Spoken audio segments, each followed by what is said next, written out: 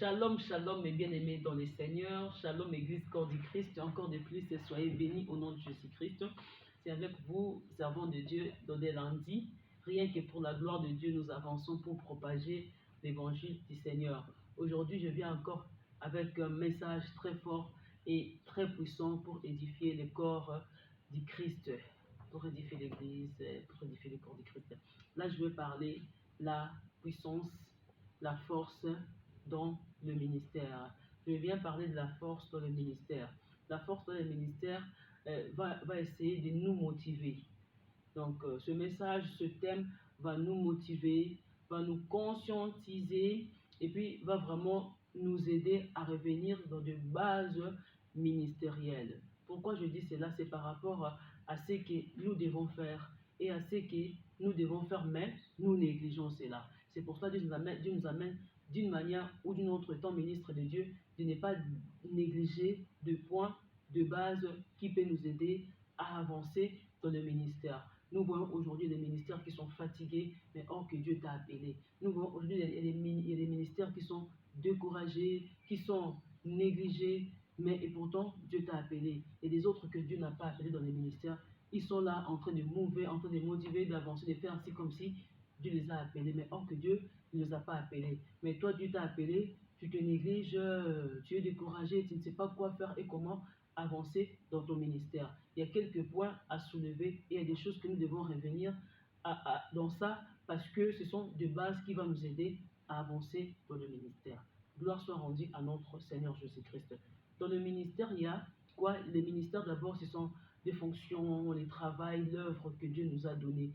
Parce que, non seulement parce que nous sommes êtres humains, mais c'est parce que nous avons cette grâce en nous d'aller faire l'œuvre de Dieu. Ce n'est pas donné à tout le monde d'aller d'être ministre de Dieu, devenir point d'interrogation, pasteur, apôtre et tout autre, mais c'est plus se donner à ce que Dieu a choisi pour l'avancement de son œuvre. Et aujourd'hui, si je vais commencer à parler de la force du ministère, c'est tout d'abord en touchant le don. Dans le ministère, il y a des dons que Dieu a donnés. Le ministère, ce n'est pas que le ministère simple, mais le ministère est composé des dons, des grâces qui est là dedans dans le ministère. Vous voyez, vous allez comprendre que Samuel, dans son appel, Dieu appelle Samuel, mais il l'appelle par la vision. Dans la vision, Dieu parle à Samuel, Samuel. Samuel ne comprenait pas qu'il avait l'appel de Dieu. Dieu lui appelle, et que devient la suite? Et c'est Élie qui va lui dire, dis, quand tu entends encore cette voix, réponds à la voix que je t'écoute. C'est-à-dire, Samuel n'avait pas compris que Dieu lui avait appelé. Il devait maintenant commencer par comprendre l'appel de Dieu, par comprendre la voix de Dieu. Il devait essayer par comprendre maintenant qu'est-ce que c'est la vision. Dieu peut te parler aussi dans la vision. Vous voyez, il y a un don déjà qui était là-dedans dans les ministères de Samuel. Donc, ce n'était pas seulement un Samuel, ministère, prophète, ministre de Dieu, juge, sacrificateur et tout. C'était d'abord le don de la vision dans Samuel. Ça commence par les dons, par la grâce. Et dans le don de la grâce, ce qui fait sortir que le don devient visible, devient un travail qui deviendra ministère. Donc ça commence par la prière. Samuel était quelqu'un qui priait beaucoup, était quelqu'un qui était sous le pied d'Élie, les sacrificateurs. Il était là en train de chercher la face de Dieu, de combattre pour l'église corps du Christ. Donc la prière, un enfant de Dieu doit se baser d'abord dans la prière. Vous voyez? Donc ce sont des points clés de notre vie ministérielle. Un enfant de Dieu, c'est quelqu'un qui est dans la prière, jour et nuit, devant la présence de Dieu, sous le pied du Christ, chercher la face de Dieu, il cherche à comprendre, à interpréter des dons, il cherche à comprendre qu'est-ce que Dieu a dit par ça.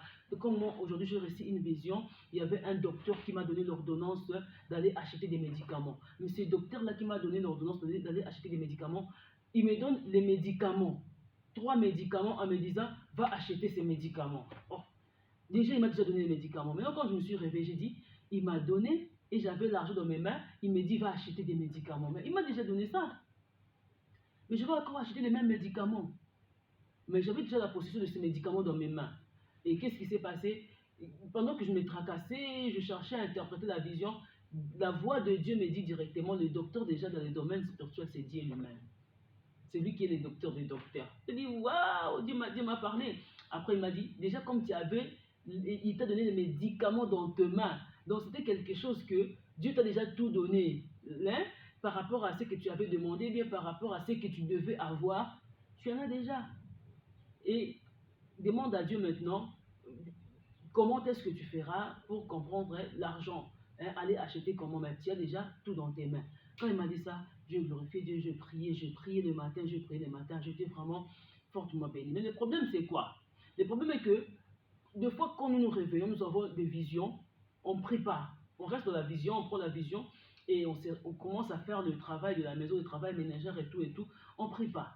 Là, il faut prier. Pourquoi il faut prier? Parce que les choses que tu as reçues, tu ne l'as pas directement discerné. Comme tu ne l'as pas discerné, tu auras des difficultés à comprendre cela. Tu vas l'interpréter de ta manière. C'est ça le problème. Pour ne pas interpréter de ta manière, il faut d'abord revenir à discerner toutes ces visions que tu as reçues. Et qu'est-ce qui va t'aider à discerner? C'est d'abord retourner dans la prière. Vous voyez? Donc, ce sont des choses, de grâce, des dons, des choses que Dieu nous donne, mais nous les comprenons d'une manière ou d'une autre. La force du ministère, dans la prière, une vie de prière quotidiennement, une vie de prière fervente, une vie de prière régulièrement. Ça, c'est très important. Ça va nous aider à interpréter, à discerner et à interpréter bien le message que Dieu nous a donné. Gloire à Dieu. Et il y a un autre point à souligner encore. Dans le ministère, dans la force du ministère, nous avons des clés. Quand nous avançons maintenant, il y a des lieux et des places que Dieu nous conduit pour l'avancement de notre ministère. La façon que nous travaillons déjà dans la prière, ça va nous aider à comprendre les dons que nous avons. Parce que ce n'est pas premièrement, tu es ministre de Dieu. Les dons évoluent dans la prière, après tu comprendras, ah, je sais t'appelle. Et là maintenant, qu'est-ce que tu vas comprendre? Tu vas comprendre en deuxième lieu, le lieu que tu dois affronter, le lieu que tu dois briser pour posséder, pour faire asseoir ton ministère. Et Dieu te dira d'une manière ou d'une autre. Tu auras une grâce particulière. Comment? Une grâce particulière. Comment? C'est-à-dire, Dieu va t'envoyer des gens, des hommes. Tu auras des visions, Dieu t'a envoyé un ministre à tes côtés. Tu auras des visions, Dieu t'a envoyé des gens qui vont bénir ton ministère. Et tu te réveilles le matin, il y a quelqu'un qui est malade, il y a un pauvre qui n'a pas l'argent, mais il est très malade, que tu dois partir prier pour lui. Ah, Dieu m'avait dit, c'est un ministre, comme ça, mais comment est-ce que... La façon que tu vas aller prier pour la personne. Donc, c'est-à-dire, c'est la mission qui commence dans la vie de cette personne. Prier la guérison de cette personne. Plus loin, le changement de sa vie d'une manière ou d'une autre, lui qui n'avait pas de travail, qui ne savait pas comment réussir dans ses études. Après tout cela, la personne, un jour, dans la prière, subitement, tout d'un coup, devient ministre. Mais il était à tes côtés dans la prière, dans la guérison, ainsi de suite. Et c'est comme ça que Dieu t'avait déjà dit, tu auras des ministres à tes côtés, tu auras des rois à tes côtés, tu auras des grandes bénédictions à tes côtés. Ah, ce que Dieu m'avait dit, c'est ça. La force du ministère, c'est ne pas négliger toutes les orientations que Dieu te donne auprès des gens. Tu te racontes avec quelqu'un qui est peut-être sorcier, qui est peut-être occulte, qui est maladif. Dieu te donne des gens, des cas, tu regardes les cas impossibles mais vrais. Et après cela, il te donne parce qu'il y a une grâce qui est déjà en toi, une grâce que tu as découvert en toi, il y a des dons qui sont déjà ouverts, que tu as forgés d'une manière ou d'une autre en toi. Il y a des choses déjà que tu as travaillé, élaborées dans le domaine spirituel en toi. Ces choses-là sont puissantes et ont déjà grandi ou ont déjà atteint un niveau élevé. Et Dieu connaît cela. Et la façon que tu vas avancer auprès de tous ces gens-là que Dieu te donne, d'une manière ou d'une autre, tu verras les choses. Malgré leurs caprices, malgré le combat du diable, malgré tout ce qu'il peut faire, Dieu va t'aider. à demeurer dans leur côté. Si c'est pour un moment missionnaire, et tu verras dans tous ces temps-là, Dieu va accomplir sa mission envers la personne. La personne qui était peut-être maladive sera guérie et témoignera la gloire de Dieu. Celui qui était sorcière va être délivré, libéré de la sorcellerie et après va témoigner la grandeur de Dieu. Un jour, celui qui deviendra peut-être président, un jour, celui qui deviendra peut-être ministre, un jour, celui qui deviendra pasteur, mais c'est la bénédiction que Dieu avait mis dans ton ministère, de l'alliance qu'il a fait dans ton ministère. C'est de cette manière-là. Dieu conduit son peuple de cette manière-là. Donc, ce n'est pas parce que Dieu t'a dit directement que dans ton ministère, tu auras d'une telle et telle personne. Toi, tu attends ce gens-là venir à toi. Non. Non. C'est tout simplement, dans ton ministère, il y a une puissance, il y a une force qui va agir dans les vies des gens. Ça va changer leur vie. Après, ces gens-là vont devenir paf. Et si toi, tu n'arrives pas à comprendre cela, tu vas interpréter cela différemment et tu vas faire échouer ton ministère. C'est comme ça qu'aujourd'hui, Dieu vient te rejoindre, te récupérer à travers de ce message pour te dire la force du ministère. La force du ministère, soit dans le ministère, se trouve tout d'abord dans la vie des prières, une vie des prières qui va te donner une relation profonde avec Dieu et cela va t'aider à avancer, à comprendre, à connaître les dons, la grâce qui est en toi. Tu vas découvrir les dons, tu vas découvrir des choses, le potentiel, je dirais, qui sont en toi et tout ce potentiel-là vont te faire progresser, soit avancer dans ta vie chrétienne qui enfin deviendra peut-être, si Dieu t'appelle par sa vocation, pasteur, ainsi de suite, tu deviendras ministre de Dieu. Et ces dons-là, ces grâces-là vont travailler ensemble dans ton ministère. Et quand ça va travailler, ça va te faire avancer quelque part.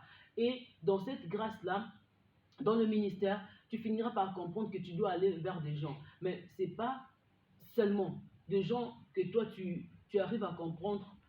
Un président, tu arrives à comprendre, c'est un ministre, c'est pas tout d'un coup comme ça. Ce sont des gens que Dieu t'envoie malades, détruits, appauvris, ainsi de suite, comme Rab la prostituée, comme la Sarepta, la Tsunamite, la femme samaritaine. Ce sont des gens comme ça, mais demain, après-demain, qui deviendra quelque chose d'autre, qui deviendra peut-être de grandes personnes, mais à tes côtés, ils ont réussi ça et ça, ça et ça. Si je dis ça et ça, la délivrance, la liberté, la guérison, ainsi de suite. Et ça sera une bénédiction pour toi dans la prophétie que Dieu t'avait donnée. Dieu dit à Joseph, regarde, tes frères vont se courber devant toi. Lui, il pensait que mes frères vont se courber de cette manière, de cette manière. Or que ce n'était pas de la sorte. Tu dois aller quelque part et enfin tu deviendras ministre et tes frères vont venir. Donc quand je rigole, comprenez un peu la chose que je suis en train de dire. Vous voyez, donc c'est quelque chose qui est très compliqué pour nous étant humains. C'est pas facile parce que Dieu a un langage spirituel, il parle dans le langage très codé, mais nous, quand on n'arrive pas à comprendre cela, on se perd. Même dans les ministères, on se perd. C'est comme ça qu'on doit s'élever, c'est comme ça qu'on doit marcher, c'est comme ça qu'on doit atteindre un niveau élevé. On doit atteindre un niveau élevé pour attacher, se rapprocher, posséder nos bénédictions. Il y a des promesses qui nous attendent. Mais nous tardons parce que nous n'arrivons pas à discerner les visions, à comprendre les choses que le Seigneur est en train de nous dire. Avance vers les malades, avance vers les pauvres. Pas seulement les pauvres physiquement, financièrement, les pauvres en esprit. Les pauvres en esprit. Donc, c'est-à-dire, spirituellement, ils sont pauvres. Deux, intelligemment, ils sont pauvres. Ça, c'est très compliqué, c'est pas facile. Et puis, quoi encore? Moralement, ils sont pauvres. Avance vers eux, parce que Dieu a besoin d'eux. N'acquise pas de ces gens-là. Oh, non. Toi, tu es appelé pour ça. Avance vers les malades. Avance vers les sorciers. Avance vers tout ce pauvre-là en esprit, physiquement, spirituellement, en tout, de la pauvreté. Avance vers ces gens-là. La mission que Dieu t'a donnée est tellement riche, mais cette richesse ne peut pas se manifester tout d'un coup comme ça.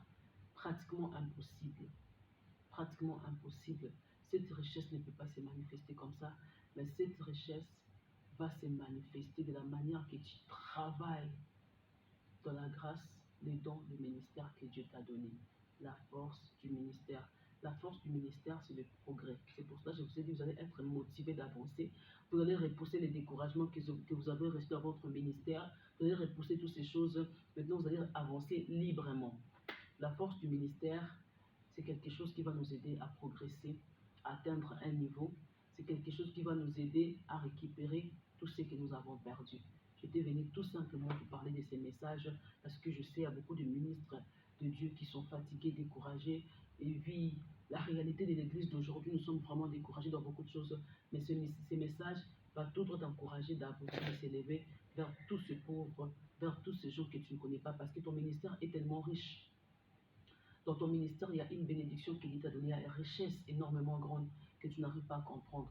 Mais essaie de respecter ces choses que nous disons, entre parenthèses, des petites choses que nous négligeons.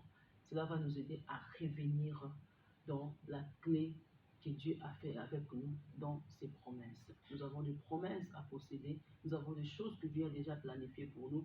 Nous ne les voyons pas, nous ne les possédons pas parce qu'on néglige ces choses que nous appelons petits. Ça, c'est pas pour nous, ça, c'est pas pour nous. C'est maintenant de commencer la mission. C'est maintenant d'aller vers la chose que Dieu nous a donnée et nous verrons sa grandeur se manifester dans nos ministères.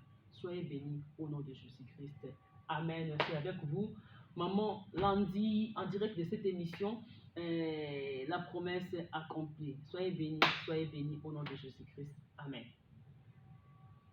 Christelle, quand tu es dans la vidéo, qui amène. Et